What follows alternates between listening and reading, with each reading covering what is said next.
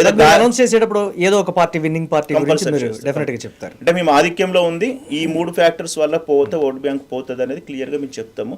ఏదో గాలిలో దీపం వేసి గ్రాఫులు గీసి చెప్పాము. ప్రతి పాయింట్ కు ఎంత ఇంపాక్ట్ పడుతుంది, ప్రతి పాయింట్ కు ఎంత ఓటర్, అంటే ప్రతి కీ ఫ్యాక్టర్ కి ఎంత మైనస్ కాబోతుంది అనేది కూడా మేము క్లియర్ గా ఎక్స్ప్లెయిన్ చేస్తాం. అదే మా స్పెషాలిటీ. కావాలంటే మీరు మా రిపోర్ట్ చూడండి. ఫస్ట్ టైం బీఆర్ఎస్ నుంచి బీజేపీకి ఓట్ ట్రాన్స్ఫర్ అవుతుందని చెప్పింది మేము. మీరు కావాలంటే చూసుకోండి. 0 సీట్లు ఎందుకు వస్తున్నాయి అంటే 6 బీఆర్ఎస్ ఎమ్మెల్యేలు ఉండగా కూడా ఎంపీలు గెలిచిండ్రు అంటే complete BRS vote bank transfer అవుతుందని చెప్పినాం. ఇక్కడ ఒకవేళ ప్రజల న్యారేషన్ వచ్చి ఒకవేళ అందరూ ఎందుకులే ఇప్పుడు 3 ఏళ్ళే ఉంది కదా, ఇప్పుడు ప్రతిపక్షం అంటే బీఆర్ఎస్ మీద వ్యతిరేకత నేను అనట్లేదు, ఎవరికో ఒకళ్ళకి ఓటు గవర్నమెంట్ మీద యాంటీ ఇంకంబెంట్స్ ఉంది, నేనే పార్టీకి సపోర్ట్ కాదు, ఉంది వ్యతిరేకత ఉంది, ఇంకా 3 ఏళ్ళ సమయం కూడా ఉంది కవర్ చేసుకోవడానికి. కానీ ఎట్ దిస్ మూమెంట్లో ఒక వాళ్ళ ఆలోచన ఉండి 3 ఏళ్ళు సరే ఏదైనా పనులు జరగాలంటే ప్రభుత్వం వైపు వస్తుందని ఆలోచన కనుక వస్తే అప్పుడు ఆటోమేటిక్గా మీరు అనుకున్న రిజల్ట్ కూడా రాకపోవచ్చు, ఇంకెక్కువ మెజార్టీ కూడా రావచ్చు. కానీ అవి రీజన్స్ వాళ్ళు చెప్పట్లేదు. ఎవరైతే అనలిస్టులు కానీ రీసెర్చ్ చేసేవాళ్ళు కానీ ఇలా సంస్థలు ప్రకటించే వాళ్ళు గుడ్డిగా బ్లైండ్గా చెప్తున్నారు శాంప్లింగ్ సిస్టమ్తో. నేను అది యాక్సెప్ట్ కాదు అని అంటున్నాను.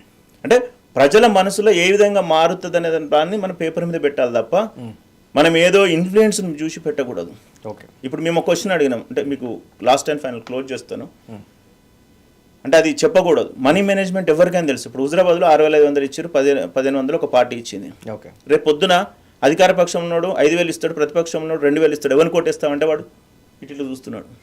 ఓకే, అంటే వాడు డబ్బులు ఇదంతా హైప్ క్రియేట్ చేసేందుకు కోసము ఇదంతా కూడా మేము ఎన్నికల్లో బలంగా ఉన్నాము అని ఓటర్ను అట్రాక్ట్ చేసుకోవడం తప్ప అని కరెక్ట్గా మనసు మారేది లాస్ట్ 2 రోజులు.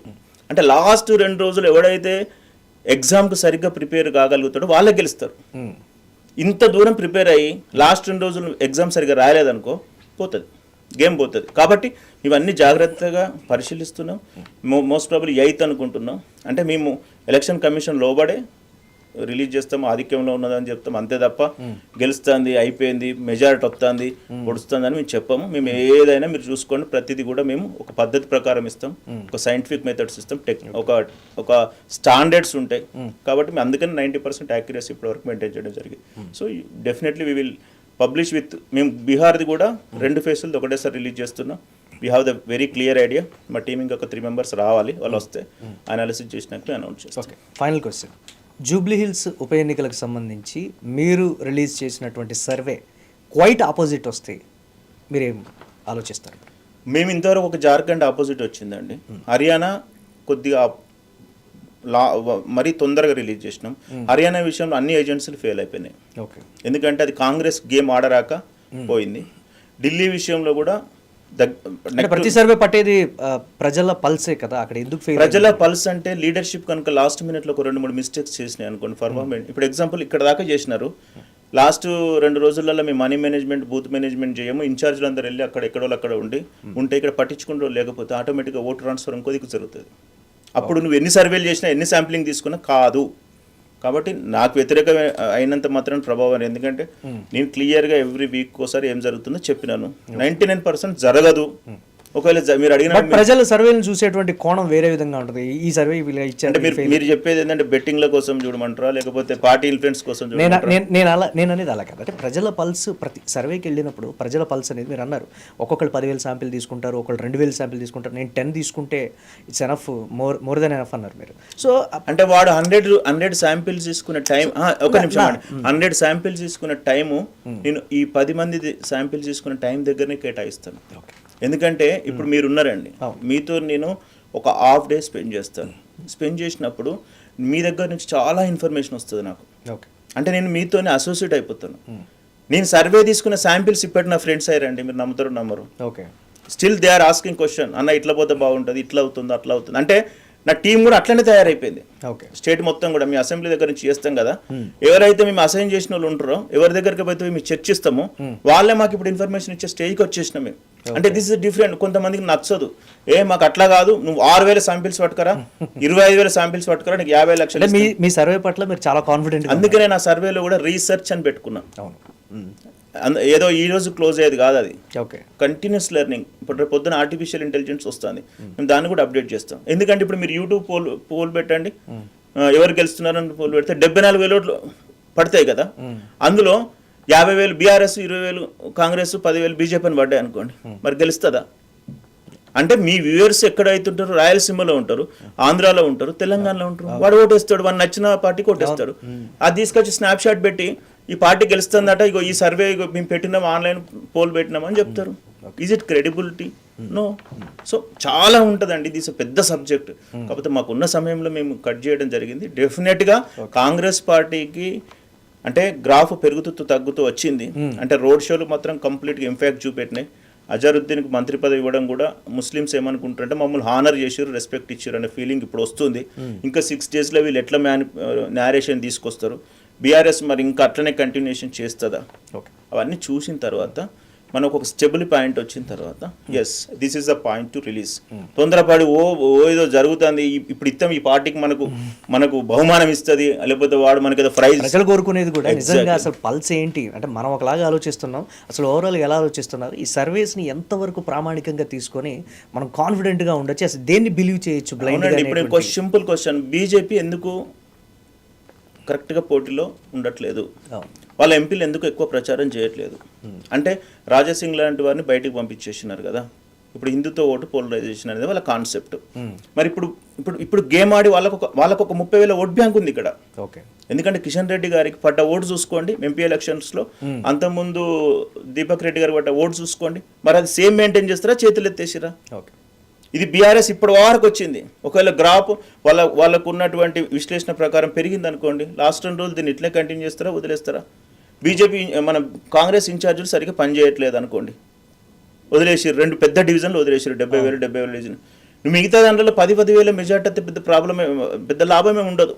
అంటే మేము ఎన్ని రకాల కాంబినేషన్స్ చూసుకోవాలి, ఇటు కీ ఎలిమెంట్స్ చూసుకోవాలి, ఇటు ప్రచారం చూసుకోవాలి, ఇటు ఓట్ ట్రాన్స్ఫర్ చూసుకోవాలి, బీజేపీ పర్ఫార్మెన్స్ చూసుకోవాలి, బీఆర్ఎస్ ఏ రకంగా నేరేషన్ చేస్తుందో చూసుకోవాలి, యాంటీ ఇంకమెంట్స్ ఏ లెవెల్లో పెరుగుతుందో చూసుకోవాలి, అసలు ఓటర్లు కరెక్ట్గా ఇంకా ఆలోచనకు వచ్చిరా లేదా. 30% సైలెన్స్ ఓటర్స్ ఉన్నారు.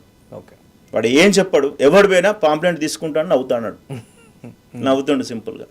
మరి పాంప్లెంట్ ఇచ్చేటప్పుడు వాడు 10 నిమిషాలు అంటే పొలిటీషియన్స్ కన్నా ప్రజలే బాగా స్మార్ట్గా ఉంటారు కూడా, ఉండాలి కూడా. అట్లా ఉన్నప్పుడే ప్రజాస్వామ్యం జరుగుతుంది, అంతేగాని బెట్టింగ్ల సైడ్ కాదు కదా. అంటే వానికి ఏం కావాలో కొంతమంది చెప్తున్నారు.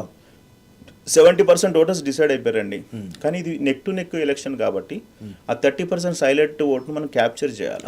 ఆ క్యాప్చర్స్ ఎట్లా ఏ రకంగా మనం లాగాలా అంటే మేము విశ్లేషణ కోసం లాగాలంటే మీ మీద ఓటేయించడం కోసం ఎట్లా బయటికి వచ్చినప్పుడే మనకు వర్కౌట్ అవుతుంది. మీరు రిలీజ్ చేయబోయేటువంటి సర్వేస్కి అండ్ మీకు కూడా ఆల్ ది బెస్ట్ చెప్తున్నాను. చాలా బాగా ఉండాలని కూడా మేము కూడా కోరుకుంటున్నాం. ప్రజలు బిలీవ్ చేసేటువంటి సర్వేలు రావాలని కూడా మేము కూడా కోరుకుంటున్నాం. అంటే మేము కొత్తగా ఇంకోసారి ఏం చేద్దాం అనుకుంటున్నాం అంటే కొత్త సంవత్సరం నుంచి ప్రభుత్వ పథకాల మీద, అంటే మీ యూట్యూబ్ ద్వారా ఫస్ట్ టైం రిలీజ్ చేస్తున్నా, ప్రభుత్వ పథకాల మీద, తర్వాత ప్రతిపక్ష నాయకుల పాత్ర మీద, పార్టీల పర్ఫార్మెన్స్ మీద, లేకపోతే అవుట్డేటెడ్ లీడర్స్ అంటే ఏదో ఇంకా ఒక్కొక్కడు 6 సార్లు 7 సార్లు 8 సార్లు ఎమ్మెల్యేలు అవుతూ అది కంటిన్యూ జర్నీ చేస్తున్నారు. యువకుల అవకాశం ఇచ్చే విధంగా, మంచి పర్ఫార్మెన్స్ లీడర్లను బయటికి తీసే విధంగా, వారసత్వ రాజకీయ నాయకులను వాళ్ళు అయిపోయినాక వాళ్ళ కొడుకుని ఇంపోర్ట్ చేస్తే మిగతా చుట్టుపక్కల ఉన్నటువంటి మంచి యంగ్ లీడర్షిప్, అంటే మనకు డెవలప్మెంట్ కావాలంటే మంచి లీడర్షిప్ కావాలి. తెలంగాణలో తక్కువ ఉంది అది, వాళ్ళని కూడా ప్రమోట్ చేస్తూ డిఫరెంట్ కైండ్ అంటే గవర్నమెంట్ పర్ఫార్మెన్స్ ఎట్లా ఉంది అంటే చాలా రకాలుగా, ఓన్లీ సర్వేస్ అంటే ఎలక్షన్లో గెలిపించడం కోసం కాకుండా ప్రజలను చేసే విధంగా చేస్తామని ఒక ప్లాన్ ఉంది. కొత్త బడ్జెట్ ఇష్యూస్ కానీ లేకపోతే ఇంకా రకరకాల కారణాలు ఉంటాయి. అంటే మంచి స్టాఫ్, ఎలక్షన్స్తో సంబంధం లేకుండా ప్రతినిత్యం ప్రజల్లో ఉంటూ వెళ్ళబోతున్నారు. అంటే ఆ రిపోర్ట్ పబ్లిష్ చేస్తే దిస్ ఇస్ అ ఫైనల్, అంటే ఇది ప్రజల నుంచి వచ్చింది అనే పేరు తెచ్చుకోవాలనే ప్రయత్నం మేము చేస్తున్నాం. ఏదో అంటే ప్రజలు కూడా కోరుకునేది, ఇప్పుడు మీరు ఏదైతే చెప్పారో పాయింట్ ఆఫ్ వ్యూ, నిత్యం ప్రజల్లో ఉండి ఎస్ మా మూడు ఇలా ఉంది మీరు మారండి అని పార్టీలకి నాయకులకి చెప్పేటువంటి ప్రయత్నం చేస్తున్నారు. ఇది నిజంగా అభినందించదగినటువంటి. అంటే ఇప్పటివరకు ఏ సర్వేలు ఆలోచించేది తెలియదు, బట్ మీరు మాత్రం బాగా ఆలోచించారు. అంటే సోషల్ మీడియాస్ కూడా 2 వర్టికల్గా డివైడ్ అయిపోయినాయి పార్టీల వైజ్గా. వీడు ఎస్ అంటే వాడు నో అంటున్నాడు, వాడు నో అంటే ఎస్ అంటున్నాడు. ఆ చిన్న క్లిప్సింగ్ క్లిప్పింగ్స్ కు సినిమాలు యాడ్ చేసి అది ఒక వెతకారము ఎటకారంగా అయిపోయింది. అది రానున్న రోజుల్లో మంచిది కాదు, సీరియస్ పాలిటిక్స్ కాదు అది. అంటే ఆ సోషల్ మీడియా అనేది ద బిగ్గెస్ట్ గేమ్ చేంజర్ గా అయింది. అంటే సోషల్ మీడియా పార్టీలే వాటిని ఎంకరేజ్ చేస్తున్నాయి. అవునండి, ఇప్పుడు మీరు పార్టీలు ఎంకరేజ్ చేస్తున్నాయి కాబట్టి ఇట్లా జరుగుతుంది. ఇప్పుడు మీరు ఉన్నారు అంటే చెప్తున్నా, సమ్ ఎక్స్ ఛానల్ ఉంది, వాడు కంప్లీట్ గా వానికే సపోర్ట్ చేస్తాడు. వీడు ఎక్కడ మిస్టేక్ చేయగానే వాడు ఏం చేస్తాడంటే డైరెక్ట్ వాడు ఇంకా జీవితంలో చేయనంత పని చేసేస్తాడు, అంత నెగిటివ్ చేస్తాడు. దానివల్ల నష్టం. ఇది జరిగింది, ఇది జరగకూడదు అని అన్ని రకాలుగా ఉండాలి. అంటే ఇన్వెస్టిగేషన్ జర్నలిజం అనేది చాలా అసలు పోయింది, జర్నలిజం అనేది పోయింది. సోషల్ మీడియా వచ్చిన కాంచి ఆ మొత్తాన్ని డామినేట్ చేసి వాళ్ళు ఇష్టం వచ్చినట్టు చేస్తున్నారు. కాబట్టి సో ఇదంతా రావాలంటే ఎక్కడో దగ్గర స్టార్ట్ కావాలనేదే మా ప్రయత్నం. అంటే మా ఆలోచన మీకు చెప్పినాం, అది ఏ విధంగా ముందుకు వెళ్తుంది అనేది మేము త్వరలో ప్రకటిస్తాం. ప్రజలకు కూడా మీలాంటి స్ట్రాటజీతో ముందుకు వెళ్ళే కావాలనేది కూడా మేము కూడా కోరుకుంటున్నాం. ఇంకొకటి అండి, లాస్ట్ క్లాన్ బయట రాష్ట్రాల నుంచి స్ట్రాటజిస్టులను పిలిపిస్తారు. నీకు నాలెడ్జ్ లేదని చెప్పేసి వాని పిలిపించుకొని వానికి 200 కోట్లు ఇచ్చి నిన్ను గెలిపించడానికి వాడిని తీసుకొస్తున్నావు. అదే నువ్వు చక్కగా ఉండి లొల్లి ఉండదు కదా. ఓకే, అంటే నీకో ప్లాను, నీకో విజన్, నీకో పద్ధతి నీకు తెలవదా? నేను ప్రజలు గెలిపించారు కదా, ఇట్లా అన్నసరికి కోపం. ఓకే, అంటే ఇవన్నీ కూడా మనకు త్వరలో వస్తాయి. ఫస్ట్ మేము ఫోకస్ పెట్టేది బీహార్కు. ఎందుకు మేము ప్రాముఖ్యత ఇస్తున్నామంటే ఎంటైర్ భారతదేశంలోనే సర్వేలు ఫెయిల్ అయింది బీహార్లోనే. ఓకే, దాని యొక్క ప్రాబబిలిటీ పర్సెంట్ దాదాపు 60 కంటే ఎక్కువ లేదు, ఎక్కువ ఫెయిల్ అయింది బీహార్. ప్రతిసారి ఫెయిల్ అవుతుంటాయి, ఫెయిల్ అంటే చెప్పలేరు దాన్ని. ఓకే, ఏదో గుడ్డిలో రాయిలో వేస్తే తరుగుతుంది కానీ దాన్ని అసలు అంచనా వేయలేరు. కాబట్టి మేము దాన్ని ప్రెస్టీజ్గా తీసుకున్నాం. ఓకే, ఈ జూబ్లీస్ రావడం వల్ల మా మీద అనేక రకాల ప్రెషర్స్ ఉండడం వల్ల, అంటే ప్రెషర్స్ మీన్స్ దీని ఇంపార్టెన్స్ పెంచడం వల్ల. అంటే రీసెంట్గా విన్నది ఏంటి అంటే ఇలా సర్వే చేసే వాళ్ళకి పార్టీస్ నుంచి కూడా కాల్స్ వస్తూ ఉంటాయి, మా తరపున మీరు కొంచెం ఇలా సర్వే పాజిటివ్గా ఇవ్వండి అనేటువంటి ఉంటుంది. లేదు, మేము అట్లాంటి ఇప్పుడు నేను ఆ విశ్లేషణలో ప్రతి పార్టీది చెప్పినాను, ప్రతి పార్టీ మైనస్ చెప్పినాం. ఇప్పుడు బీజేపీ పార్టీ గురించి మైనస్ చెప్పినాము, బీఆర్ఎస్ పార్టీలో బీఆర్ఎస్ లీడర్షిప్ గురించి చెప్పినాము, తర్వాత కాంగ్రెస్ పార్టీలో అసలు కింద క్యాడర్ మా ఫేవర్గా రాయండి అనేటువంటిది వస్తుంది ప్రెషర్, మేము తీసుకోము. ప్లస్ ఇంకోటి ఏంటంటే మేము కమర్షియల్ ఎలిమెంట్ బెదిరించేటువంటి క్రమంలో అట్లా బెదిరించేటువంటి క్రమం రాదు, ఎందుకంటే మనం చేసేది మంచి పని కాబట్టి. ఒకవేళ సర్వే రిలీజ్ అయిన తర్వాత ఇలా ఎందుకు ఇచ్చావు అని ఇదివరకు ఒకసారి వచ్చినాయి 2 సార్లు. అసెంబ్లీలో మేము పార్లమెంట్లో మేము డైరెక్ట్ వచ్చినాము, 0 వస్తాయి అని బీఆర్ఎస్ కు డైరెక్ట్ చెప్పినాము. ఏ ఒక్కరు కూడా మమ్మల్ని ఏమనలేదు. అంటే ఇంకంత క్షీణించే దశకి ఇంకెళ్ళలేదు ప్రజాస్వామ్యం. ఇప్పుడు అంతా ప్రజలు ఎట్లున్నారంటే మనీ ఎట్లా పోవాలి, బెట్టింగ్లు ఎట్లా రావాలి, ఇంకా సంస్కృతి రాలేదు. ఆ సంస్కృతి ఇంకా పూర్తి స్థాయిలో వస్తే ఐపీఎల్ లాగా అయిపోతుంది. సో అది ఇంకా పెద్ద స్థాయిలోనే ఉంది. కాబట్టి ఇదంతా మనకు అవుట్ ఆఫ్ సబ్జెక్ట్ కాబట్టి డెఫినెట్గా మంచి మీరు ఇందాక చెప్పినటువంటి ఒక వ్యాలిడ్ పాయింట్, నిత్యం ప్రజల్లో ఉంటూ ఎప్పుడు కూడా ఇక సర్వేలు చేస్తూనే ఉంటాము. ప్రజల పల్స్ కావచ్చు, ప్రజలకు ఏం కావాలనేది వాళ్ళ మూడు కూడా తెలుసుకుని పార్టీలకు మేము అనుకునేది ఏంటంటే ఫిబ్రవరిలో ప్రతి ఎమ్మెల్యేకు సంబంధించిన ప్రోగ్రెస్ కార్డ్ రిలీజ్ చేద్దాం అనుకుంటున్నాం. Okay, including BRS. అక్కడ ఇంకా ఎవరెవరైతే అండర్ రేటెడ్ పొలిటీషియన్స్ ఉన్నారు వాళ్ళకి అవకాశం వస్తే విజన్ ఏ విధంగా ఉంటుంది అనుకో, మీలాంటి సోషల్ మీడియాను కూడా హెల్ప్ తీసుకొని వాళ్ళని ప్రొజెక్ట్ చేద్దామని ఆలోచన ఉంది. బట్ అది ఇప్పుడు అప్రస్తుతము. కాకపోతే మన ఫోకస్ అంతా ఇంకొక 4 రోజులు వచ్చే జూబ్లీ హిల్స్ పైన ఉండాలి. దాంట్లో ఆ రిలీజింగ్ రిపోర్ట్లో ప్రతి పాయింట్ ఉంటుంది, ఏడ ప్లస్ అయింది, ఏడ మైనస్ అయింది, ఎందుకు ప్లస్ అయింది, ఇది మారుతుందా కొన్ని మారవు. ఇప్పుడు ఎగ్జాంపుల్ ఏది మారదంటే బూత్ మేనేజ్మెంట్ వాళ్ళు ఒక ప్లాన్లో ఉంటారు, 2 రోజుల్లో మారేది కాదు అది. ఓకే, అది అప్పటికప్పుడు సిస్టమ్ నువ్వు చేంజ్ చేయలేవు. అందుకోసమని కొద్దిగా చూసి ఆచి రిలీజ్ చేద్దామని మా ఆలోచన. సో ఒక మంచి థాట్తో అయితే మీరు ముందుకు వెళ్తున్నారు, మీకు ఆల్ ది బెస్ట్ చెప్తున్నా. ఇప్పుడు కూడా ప్రజల్లో ఉండేటువంటి సర్వేలే ప్రజలకు ఏం కావాలో ప్రభుత్వాలకు కావచ్చు, పార్టీలకు కావచ్చు, మీ పట్ల ప్రజల మూడు ఇలా ఉందని తెలియజెప్పేటువంటి సర్వేలే ప్రజలకు కావాలి. మీలాంటి వాళ్ళు నిత్య సర్వేలు చేస్తూ ఉండాలని కూడా మేము కూడా కోరుకుంటున్నాం. సర్వే అనే దానితో అనకుండా విశ్లేషణ, ఒక సెఫాలజిస్ట్ గా, ఒక అనలిస్ట్ గా, ఒక కంప్లీట్ పిక్చర్ రిపోర్ట్ గా ఉంటేనే ఈ గేమ్ అనేది పూర్తి అవుతుంది. అంటే ఈ యాక్టివిటీ అనేది పూర్తి అవుతుంది తప్ప సర్వే అంటే ప్రజలు చీదరించుకునే పరిస్థితిలో సర్వే అంటేనే అబ్బా వీడు వచ్చిండ్రా నాయన అనే పరిస్థితికి వచ్చేసింది. కాబట్టి అది ఫ్యాక్ట్ కాదు.